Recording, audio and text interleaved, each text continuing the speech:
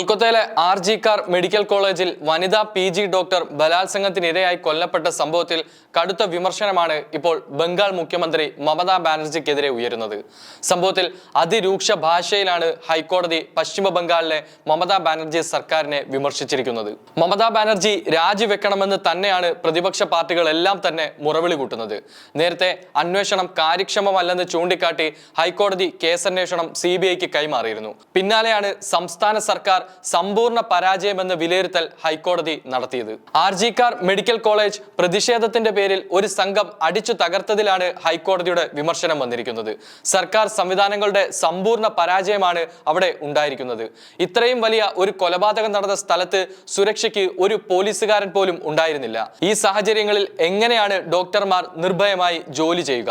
സ്വന്തം ആൾക്കാരെ പോലും സംരക്ഷിക്കാൻ കഴിയാത്തവരായി സർക്കാർ മാറിയെന്നുമാണ് ഹൈക്കോടതിയുടെ വിമർശനം. പ്രതിഷേധക്കാരുടെ വേഷത്തിൽ 40 പേർ ഓഗസ്റ്റ് 14-ന് അർദ്ധരാത്രി ആശുപത്രിയിലെത്തി അക്രമം നടത്തുകയായിരുന്നുവെന്നാണ് ബംഗാൾ സർക്കാർ കോടതിയെ അറിയിച്ചത്. ഉദ്യോഗസ്ഥർക്ക് നേരെ കല്ലെറിഞ്ഞതായി പോലീസും വ്യക്തമാക്കി. 7000-ഓളം പേർ ആശുപത്രിക്ക് മുന്നിൽ തടിച്ചുകൂടിയിട്ടും സംസ്ഥാന ഇന്റലിജൻസിന് വിവരം ലഭിച്ചില്ലെന്നത് അവിശ്വസനീയമാണെന്നും സംസ്ഥാന സർക്കാർ സമ്പൂർണ്ണ പരാജയമായി മാറിയെന്നുമായിരുന്നു ഹൈക്കോടതി നേരത്തെ കുറ്റപ്പെടുത്തിയത്. അതേസമയം ആർജി കാർ മെഡിക്കൽ കോളേജിൽ നടന്ന സംഭവത്തെ തുടർന്ന് പുറം ലോകത്തിന് മനസ്സിലായ ഏറ്റവും പ്രധാനപ്പെട്ട കാര്യം എന്താണ് ബംഗാളിൽ മമതാ ബാനർജി സർക്കാരിന്റെ ഭരണം എന്നതാണ്. 1958-ലാണ് ആർജി കാർ ആശുപത്രി സർക്കാർ ഏറ്റെടുക്കുന്നത്.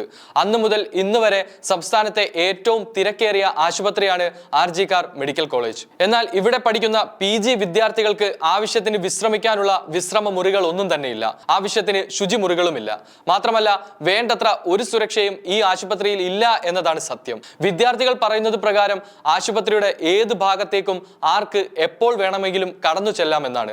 ആർക്കും യൂണിഫോം നിർബന്ധമില്ല. തിരിച്ചറിയൽ കാർഡും ആവശ്യമില്ല. അതുകൊണ്ടാണ് ആശുപത്രിയിലെ ഒരു ജീവനക്കാരൻ പോലും അല്ലാത്ത പ്രതി സഞ്ജയ് റോയ്ക്ക് സെമിനാർ ഹാളിലേക്ക് കയറാനും ഈ കുറ്റകൃത്യം നടത്താനും ധൈര്യം ലഭിച്ചത്. ചുരുക്കി പറഞ്ഞാൽ വിദ്യാർത്ഥികൾക്ക് അനുയോജ്യമായ തൊഴിൽ സാഹചര്യം ഒരുക്കുന്നതിലും അവർക്ക് ആവശ്യമായ ശുചിമുറികൾ ഒരുക്കി കൊടുക്കുന്നതിലുമൊക്കെ സർക്കാർ പൂർണ്ണ പരാജയമാണെന്ന് തെളിഞ്ഞിരിക്കുന്നു. അതുകൊണ്ടാണ് വിശ്രമിക്കാനായി വിദ്യാർത്ഥികൾക്ക് സെമിനാർ മുറികൾ ആശ്രയിക്കേണ്ടി വരുന്നത്. ഇതിനോടൊപ്പം തന്നെ സംഭവത്തിന് തൊട്ടു പിന്നാലെ ആർജി കാർ മെഡിക്കൽ കോളേജ് അധികൃതരെടുത്ത നിലപാടാണ് ഏറ്റവും കൂടുതൽ വിമർശനം ഏറ്റുവാങ്ങുന്ന മറ്റൊരു കാര്യം. ക്രൂരമായ ബലാത്സംഗത്തിനിരയായി സെമിനാർ ഹാളിൽ കിടക്കുന്ന പെൺകുട്ടിയെ ആദ്യമായി കണ്ട കോളേജ് അധികൃതർ പറഞ്ഞത് ഇത് ആത്മഹത്യയാണെന്നായിരുന്നു. ഇതിനൊക്കെ പുറമെ ഇത്രയും സംഭവ വികാസങ്ങൾ നടന്നിട്ടും ആശുപത്രി പരിസരത്ത് വേണ്ടത്ര സുരക്ഷ ഉറപ്പാക്കാനും മമതാ ബാനർജിയുടെ സർക്കാരിന് സാധിച്ചില്ല. അതിനെ തുടർന്നാണ് ആശുപത്രിയിൽ അക്രമാസക്തമായ സംഭവ വികാസങ്ങൾ അരങ്ങേറിയത്. ആശുപത്രി സംരക്ഷിക്കാൻ കഴിയില്ലെങ്കിൽ ആരോഗ്യ മേഖല അടച്ചുപൂട്ടാനായിരുന്നു ഹൈക്കോടതി പറഞ്ഞത്. ഇതിനോടൊപ്പം തന്നെ ഉയരുന്ന മറ്റൊരു ആരോപണം ഈ വിഷയത്തിൽ തൃണമൂൽ കോൺഗ്രസിന്റെ MLC മെമ്പറുടെ മകൻ ഉൾപ്പെട്ടിട്ടുണ്ട് എന്നതാണ്. പെൺകുട്ടിയുടെ പിതാവ് CBIക്ക് നൽകിയിരിക്കുന്ന മൊഴിയിൽ ആശുപത്രി ജീവനക്കാരും സഹപാഠികളും ഉൾപ്പെട്ടിട്ടുണ്ട് എന്നാണ് പറയുന്നത്. അതുകൊണ്ട് എല്ലാ കാര്യങ്ങളും കൂടി ഒത്തുനോക്കിയാൽ മാ മതി മാനുഷ് എന്ന് മുദ്രാവാക്യം ഉയർത്തിപ്പിടിക്കുന്ന മമതാ ബാനർജി സർക്കാർ ഈ വിഷയത്തിൽ സമ്പൂർണ്ണമായി പരാജയപ്പെട്ടിരിക്കുന്നു എന്ന് തന്നെ പറയാം.